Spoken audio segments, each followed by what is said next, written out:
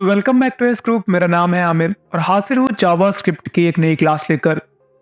बहुत लंबे समय से मैंने जावास्क्रिप्ट पे क्लासेस नहीं डाली है। अब चूंकि आप लोगों की रिक्वेस्ट आ रही थी कि जावास्क्रिप्ट का जो कोर्स हमने स्टार्ट किया था उसे इन तक ले जाया जाए, तो चूंकि मैंने लास्ट टाइम जब इसको ड्रॉप किया था, नहीं जब से मैंने वीडियोस बनाने बंद किए थे, उससे पहले हमने जो लास्ट क्लास देखी थी वो डेटा टाइप पे थी, जिसमें हमने नंबर डेटा टाइप देख लिया था और स्ट्रिंग डेटा टाइप देख लिया था। आज हम उसी से आगे देखने वाले हैं एक और data type, Boolean data type. अब बूलियन डेटा टाइप के बारे में पहले हम जान लेते हैं क्या होता है, फिर हम इसको प्रैक्टिकली अपनी HTML, CSS, जावास्क्रिप्ट जो का हमारा कोर सिस्टम था उसके हम प्रैक्टिकल में भी देखेंगे। तो यहाँ पर हम पहले जानते हैं बूलियन डेटा टाइप कहते किसे है। इसमें हम वेरिएबल्स को ट्रू या फॉल्स के रूप में असाइन करते हैं। यानी यहाँ पर जो भी आप वेरिएबल्स डिक्लेयर करेंगे, उनकी जो वैल्यू असाइन करेंगे वो दो में से कोई एक हो सकती है, या तो ट्रू हो सकती है या तो फॉल्स हो सकती है। मैं एग्जांपल समझाता हूँ। यहाँ पर आप देखेंगे एक स्क्रिप्ट टैग के अंदर हमने दो वेरिएबल डिक्लेयर किए हैं। पहला वेरिएबल है वेर और यहाँ पे वेरिएबल का नाम है जावा इज अ फन। अब चूंकि मैंने आपको पहले बताया था कि जब भी आप जावास्क्रिप्ट में कोई भी वेरिएबल डिक्लेयर करें तो उसमें स्पेस ना दे। आप स्पेस की जगह पे चाहे तो आप अंडरस्कोर का यूज कर सकते हैं। तो यहाँ पे अंडरस्कोर का यूज किया गया है और यहाँ पे हमने वैल्यू असाइन की है। पहले वेरिएबल जिसका नाम है जावा इज फन ट्रू, और दूसरे वेरिएबल को जो वैल्यू हमने असाइन की है वो है फॉल्स। अब अगर हम इसको प्रैक्टिकली देखेंगे, ध्यान रखिएगा, यहाँ पे ट्रू जो है वो इस वेरिएबल के अंदर स्टोर किया गया है, वही जो फॉल्स है वो इस वेरिएबल के अंदर स्टोर किया गया है। अब अगर हम इसका प्रैक्टिकल सेशन देखेंगे तो यहाँ पर पहले आप देख लीजिए जावा इज फन, ये तो मैसेज हो गया। क्योंकि जावा स्क्रिप्ट में अगर हम कोई भी चीज इन्वर्टेड कॉमा के अंदर लिखते हैं तो एक स्ट्रिंग बन जाता है, वो एक मैसेज के तरीके बन जाता है। तो ये तो रहा आपका मैसेज। अब यहाँ पे जो हमने प्रिंट कराया है वेरिएबल वो ये रहा। अब हम जब इस वेरिएबल को प्रिंट कराएंगे जो कि ये है, तो इसकी जगह पे जो वैल्यू स्टोर की गई है वो प्रिंट होगी। यानी ये प्रिंट नहीं होगा, उसकी जगह पे जो इसकी एग्जैक्ट वैल्यू है जो हमने डिक्लेयर की है ट्रू, वो यहाँ पे प्रिंट होगा। चलिए मैं आपको लाइव दिखाता हूँ। तो यहाँ पर प्रैक्टिकल के लिए मैंने एक हिस्से पे अपना विजुअल स्टूडियो कोड्स ओपन करके रखा हुआ है और यहाँ पर हम इसका आउटपुट देखेंगे, आप ये कह सकते हैं। तो यहाँ पे मैंने स्क्रिप्ट टैग ऑन कर लिया है और क्लोज भी कर लिया है। अब बाकी की चीज़ें हम इसके अंदर डिक्लेयर करने वाले हैं, तो बहुत ज़्यादा लेंदी प्रोसेस नहीं है। सबसे पहले यहाँ से मैं पहला variable var Java underscore is underscore fun, ये हमारा वेरिएबल हो गया। अब यहाँ से अगर हम वैल्यू असाइन कर रहे हैं तो हमारी जो वैल्यू होगी दैट इज ट्रू। ये हमने एक वेरिएबल यहाँ से डिक्लेयर कर दिया, ठीक है। अब हम दूसरा वेरिएबल डिक्लेयर कर रहे हैं तो दैट इज वेरिएबल, और इस वेरिएबल का हम नाम दे रहे हैं सी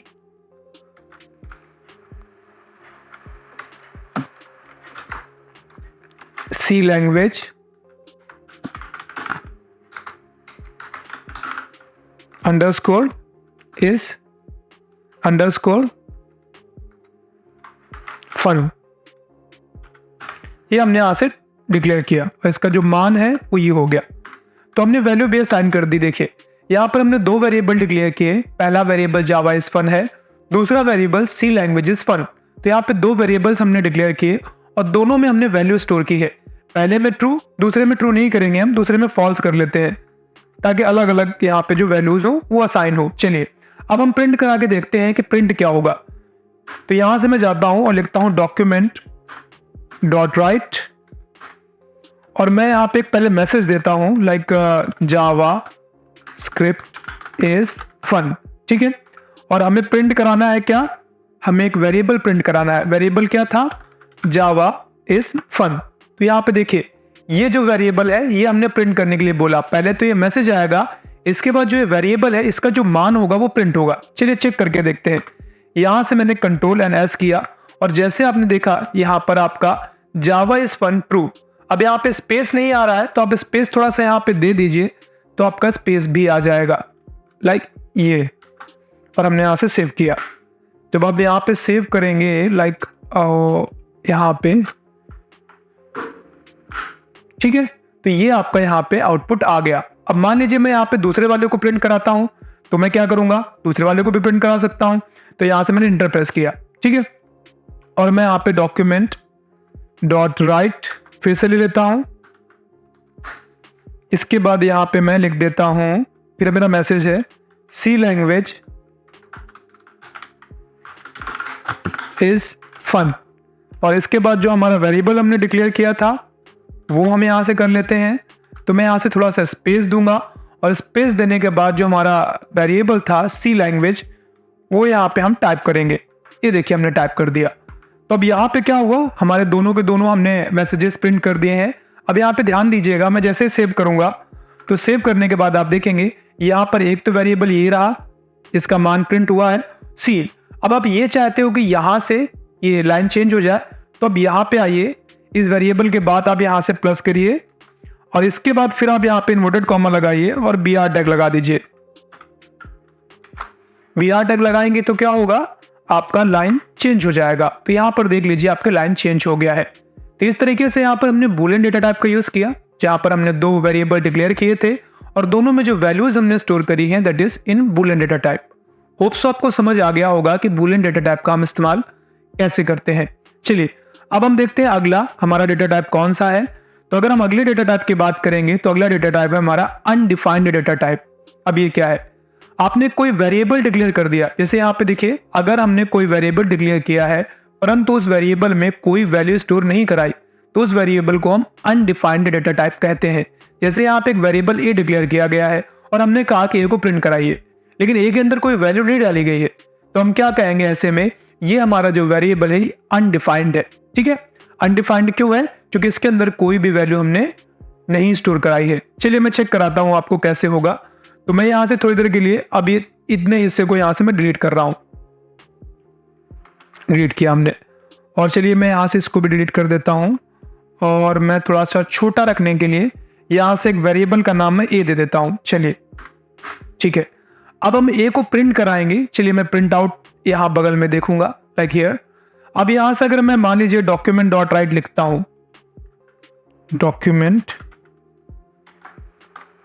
डॉट राइट, और अगर मैं बोलता हूं कि ए का मान आप प्रिंट करिए, ठीक है, तो क्या प्रिंट करेगा ये, क्योंकि आप देख सकते हैं हमने सिर्फ ए को डिक्लेयर किया है, हमने इसके अंदर कोई वैल्यू नहीं डाली। अब हम जैसे कंट्रोल एंड एस करेंगे तो आप देखेंगे यहाँ पे अनडिफाइंड आ रहा है। अगर आपने ए का कोई मान असाइन कर दिया होता, लाइक मैं यहाँ पे ए बराबर अमित ये कर दूं, तो क्या होगा, मैं सेव करता हूं तो आपने देखा यहाँ पे अमित दिखाई दे रहा है। लेकिन अब क्योंकि यहाँ पे मान स्टोर हो गया है, अब ना अगर स्टोर किया होता तो क्या हो रहा था, हमने देखा है अभी। जैसे मैं यहां से इसको हटा दूं, सेव अनडिफाइंड। अब मैं अगर मैं इंटर करके फिर से एक बार यहां से ए बराबर या ट्रू दे देता हूं, चलो ट्रू, जो अभी थोड़ी देर पहले हमने यूज किया था, अगर मैं वो देता हूं और मैं आपके बार ए का मान प्रिंट नहीं कराऊंगा, मैं टाइप ऑफ ए प्रिंट कराऊंगा। Type of